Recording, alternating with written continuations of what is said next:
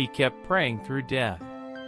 In ancient Persia under King Darius, the exiled people of Israel watched one of their leaders face an impossible law. You are about to witness a true test of faith and a divine vindication. Daniel is a devoted exile who serves the king with wisdom. He prays to the God of Israel 3 times each day, publicly, and with steady devotion, trusting God above royal decree. King Darius is an aged ruler newly exalted over the provinces. He values loyal administrators, like Daniel, but is vulnerable to flattery and political scheming in his court. As the court settles, rival officials conspire. They cannot find fault in Daniel's administration, so they plan instead to trap him with the king's law. They know Darius cherishes stability and will sign a written statute.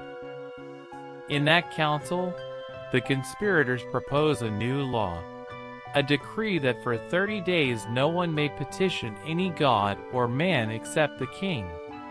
They flatter Darius by claiming it will strengthen his rule, and he, moved by royal honor, signs the decree. When the decree is in force, Daniel does not change. He continues to open his windows and kneel 3 times each day, giving thanks to God. He chooses fidelity to prayer over fear of the law, knowing the cost but trusting God's sovereignty. Soon those jealous men find Daniel praying and bring the accusation to Darius.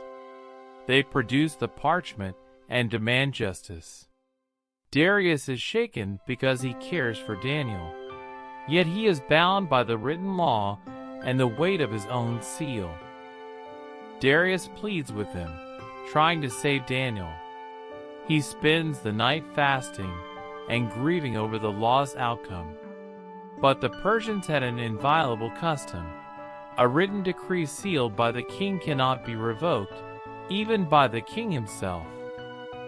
Because the law stands, Darius orders Daniel thrown into the lion's den at nightfall. Daniel is lowered into the pit where the beasts wait. Yet Daniel remains composed. His faith is not a private comfort, but a public witness, now tested by mortal danger. That night Darius cannot sleep. He tosses and turns in the dark, haunted by his decision.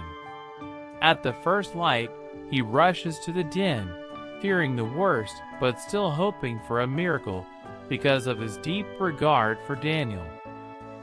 When morning comes, Darius cries out into the den, "Daniel, servant of the living God, has your God been able to rescue you?" The question is both plea and test. The king searches for proof that the God of Daniel is indeed alive and powerful. From within the den Daniel answers, "O king, live forever. My God sent his angel and shut the lions' mouths. They have not harmed me because I was found innocent before God." His words make clear that deliverance came by divine intervention, not luck. Then they lift Daniel from the pit. He steps into the sunlight without a wound. The scene is a public vindication. The law that condemned him could not thwart God's rescue, and Daniel's faith is shown not as folly but as obedience recognized by God. As the cause becomes clear, the conspirators face justice. Darius orders them thrown into the den they had prepared, and their fate mirrors the violence they sought to unleash. The reversal underscores that treachery meets its own judgment. Afterward, Darius writes a proclamation honoring Daniel's God.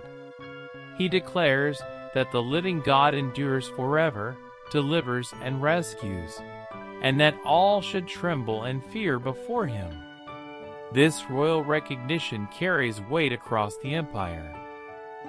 In that moment, the people across the provinces hear the decree. Some bow in fear, others in wonder. The event marks a rare imperial admission that the God of an exiled people acted in history, shifting political perception as well as religious reality. As the dust settles, Daniel's integrity is not only restored but exalted. He remains a man who served faithfully, and the king's public honor confirms that fidelity to God can stand against corrupt power. Days pass, and the memory of the den spreads. Courts and governors take notice.